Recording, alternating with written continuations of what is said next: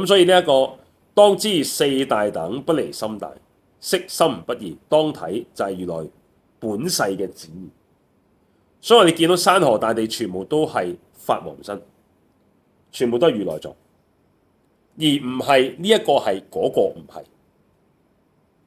OK， 所以呢一個顯教所講嘅隨他意樂，只係設基佢嘅施教，應住佢嘅根基，去到假設係咁樣嘅緣故，所以就係咁樣啦，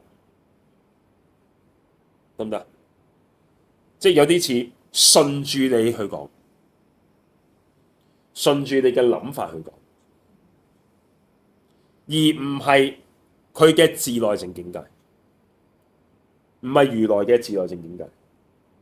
呢一個叫做隨他意樂，隨他意樂說。咁隨自意樂說就係咩啊？啱啱調翻轉啦。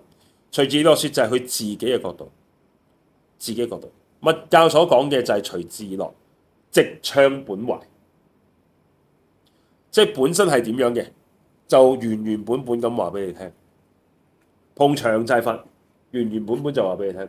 光就係佛，原本話俾你聽，得唔得？四大就係佛，四大同心無有差別，得唔得？你調整個心，四大就會因為你個心改變而改變；你調整四大，個心就會因為四大改變而改變，一模一樣，唔會有格外，即係唔會你調整個心外境冇改變，亦都唔會你調整個外境內心冇改變，唔存在呢件事。但係顯教就話咩啊？顯教就話你調整個外境係冇用嘅，你要調整個心。你調整個心都好啦，你調整個心啦，咁你外境你調整嗰個心啦，你外境冇改變，你已經調整個心啦，所以你冇問題。顯教就係講呢一套，密教就唔同你受呢套。密教就係既然係一樣嘅時候，咁你調整個心外境應該改變先至啱㗎。咁你調整外境嘅時候，你嘅心應該係改變先啱㗎。如果唔係，點會去到一個唔好嘅地方，你會唔開心？你要去一個好嘅地方，你會開心啫。你個心就會因為你個外境嘅改變而改變㗎嘛。我哋由出世到而家都係㗎啦，點會唔係啫？